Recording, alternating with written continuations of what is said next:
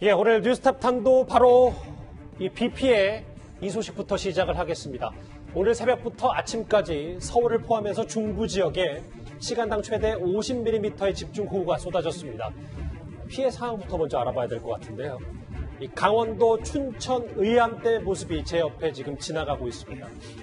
그런데 오늘 안타깝게도 오늘 오전에 공무 중인 세 척의 선박이 전복되는 큰 사고가 발생했습니다. 112 신고가 된 후에 같이 경찰과 시청에 있는 환경설이 출동을 해서 인명 구조를 하시다가 그게 다 급류에 휩쓸려서 사고가 난 사례였습니다. 그 댐의 수문을 개방함에 따라서 그 유속이 빨라진 흡입력이 강해지다 보니까 유속이 빨라진 것으로 이렇게 파악했습니다. 지금 한 명은 숨졌고요. 안타깝게도 나머지 2명 구조했고 실종자 5명 수색 중인 것으로 알려지고 있는데 이현정 의원, 네. 어떻게 하다가 이런 전복 사고가 났는지 안타깝습니다. 그러니까 이 의암댐에 보면 이제 수질 개선을 위해서 수초섬을 이렇게 만들어 놨어요. 근데 지금 이번에 비가 워낙 많이 내려와서 이 수초섬이 떠내려가는 것을 막기 위해서 이제 경찰정이 이제 거기에 투입이 돼서 이 고정 작업을 도우고 있었던 겁니다.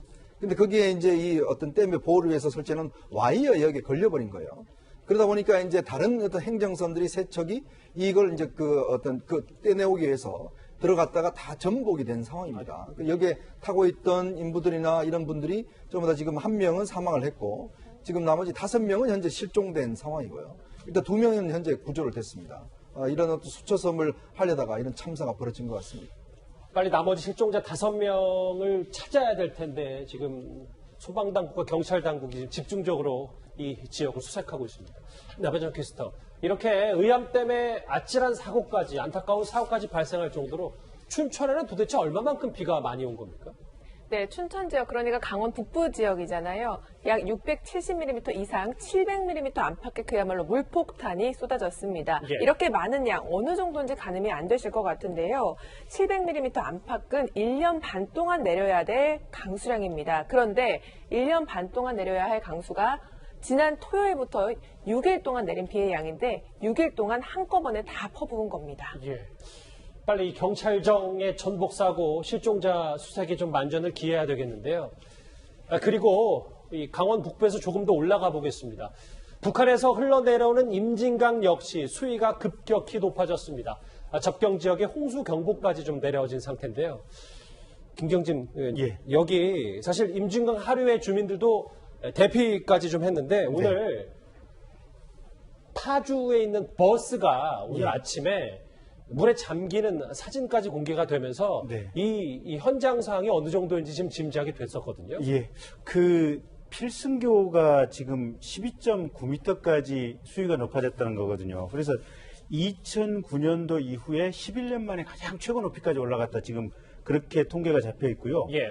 군남댐 같은 경우는 지금 40m까지 수위가 높아졌답니다. 2013년에 35m가 최고였는데 지금 7년 만에 이 5m가 높아진 이 최고치를 갱신을 했고, 그래서 임진강 일대 저지대, 특히 파주 지역에 있는 적성이라든지 문산 지역 주민들에게는 일제 대피령이 내려져가지고 예. 대략 한 3,600명에서 4,000명 정도 주민이 지금 대피하고 있는 상황이다, 이렇게 알려지고 있습니다. 지금 화면에 보이시는 오늘 오전 파주의 한 시내버스 모습인데 물살이 불어나는 걸 미처 피하지 못한, 사진 한 번만 더 보실까요? 예.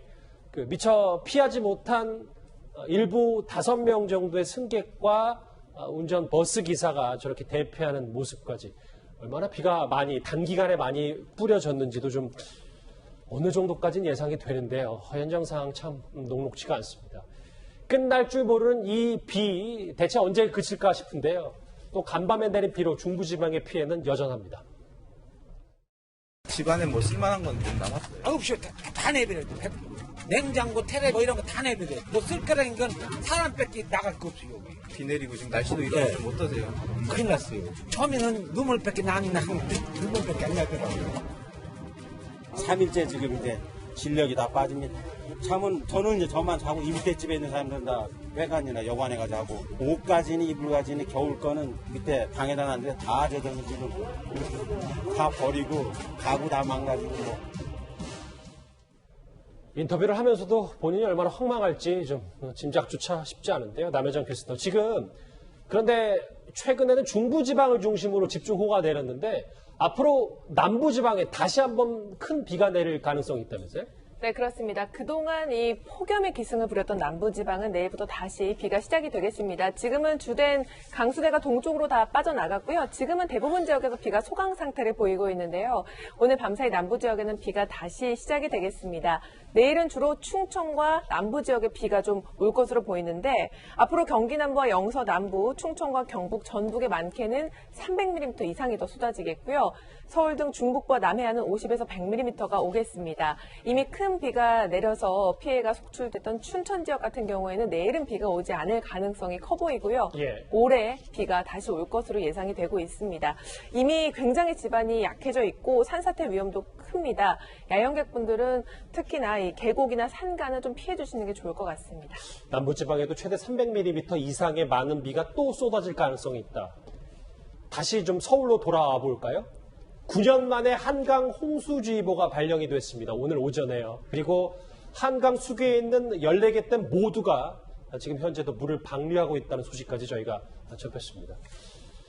이현정님, 네. 저거 사진을 한번 같이 보겠습니다. 오늘 올림픽대로의 화면, 오늘 오전 모습인데 네.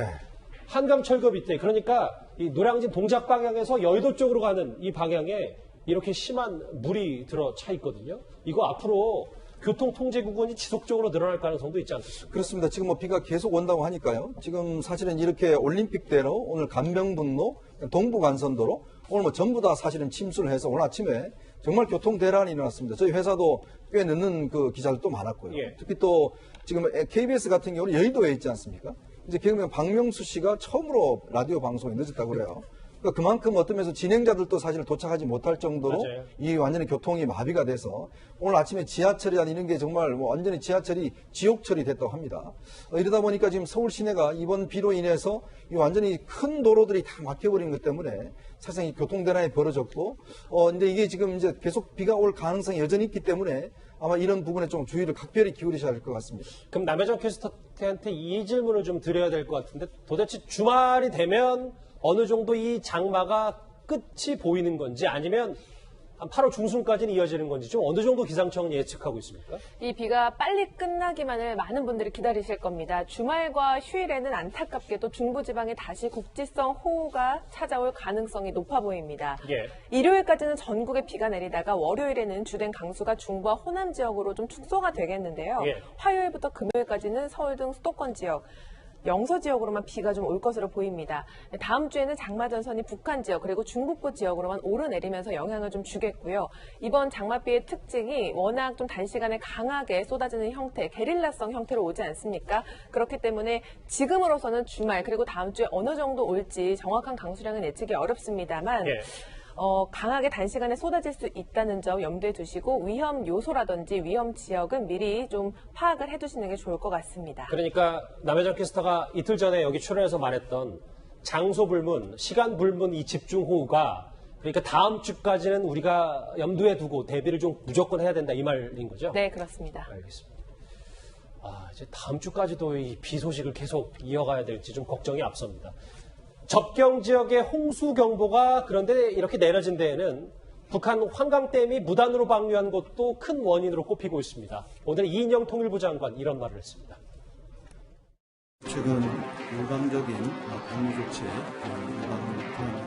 어떠한 연락 통로도 좋고 또 방송 등을 통해서도 좋습니다. 방류 조치를 취할 때는 최소한 우리 측에 사전 홍보했어야 한다는 점을 강조합니다. 우리 정부가 북한에게 일방적 방류에 대해서 유감의 뜻을 밝히긴 했어요. 근데 김근식 교수님, 예. 한강댐에서 방류한 게 뭐 어제 오늘 일이 아니라 꽤 과거 오래전부터 했는데 지금 피해가 커지니까 이제 와서 북한에 좀 유감 표명을 뒤늦은 게 아니냐라는 지적도 있거든요. 그렇죠. 사실 3일부터 사실 한강댐에서 무단 방류를 했고요. 지금 3일이 지난 6일에서야 지금 통일부 장관이 유감 표명을 했는데 저 사건은 이번에만 있는 게 아니고요. 2009년에도 유명한 사건이 있었습니다. 그때도 똑같이 이명박 정권 당시인데 환강댐을 무단으로 방류해서 당시 임진강 피서객들 6명이 사망하는 사건이 있었습니다. 맞아요. 그것 때문에 실제로 남북 간에 임진강 수해 방지를 위한 실무회담이 열렸고요. 그 실무회담에서 최소한 임진강에서 북에서 남으로 내려보내는 방류를 할 때에는 사전에 통보를 해줘야 된다고 합의를 해놨어요. 예. 그렇다면 사실은 지금 북한의 이 태도는 합의를 지키지 않은 것이고 그렇죠. 두 번째로는 북한의 합의를 지키지 않은 것에 대해서 우리가 너무 뒤늦게 지금 유감 표명을 하고 있다는 것이고요. 이것을 또 지금 우리 시청자 여러분 생각할 때는 최근에 있었던 북한의 대북정단 살포와 비교해 본다고 한다면 예. 얼마나 조금 균형이 안 맞는 것인가라는 또 좀 항의가 있을 수도 있다고 생각합니다. 예. 북한이 요구할 때는 그냥 우리가 다 들어주고 북한과 합의한 거니까 우리는 전달을 살포해서는 안 된다고 입법까지 지금 강행하고 있는 마당인데 예. 남북이 합의한 임진강 하류에 방류할 때는 미리 사전 통보라는 합의조차도 북이 지키지 않고 있는데 뒤늦게 3일 만에 통일부 장관이 유감 표명을 한 것은 굉장히 때늦은 조치가 아닌가 생각이 듭니다. 사실 미리라도 통보를 좀 받았으면 당연히 피할 접경 수가 지역 있었죠. 주민들은 미리 좀 일찌감치 대피를 했다든지. 맞습니다. 지금 군남댐이라든지 필승교 수위가 올라가는 게 사실 그 부분의 영향이 굉장히 큰 거거든요. 예. 그렇다면 미리 조치를 했다면 우리 쪽에서 이 대규모 장마 홍수에 대해서 대처할 수 있는 시간을 충분히 벌을 수 있을 것입니다. 우리 쪽 비 피해가 좀 커지니까 좀 심상치 않은 분위기가 읽혀지니까 뒤늦게 북한의 환감댐 탓을 한 거 아니냐라는 지적도 나오고 있습니다. 오늘 첫 번째 뉴스탑10 준비한 이슈는 비 피해 집중호우 소식이었습니다.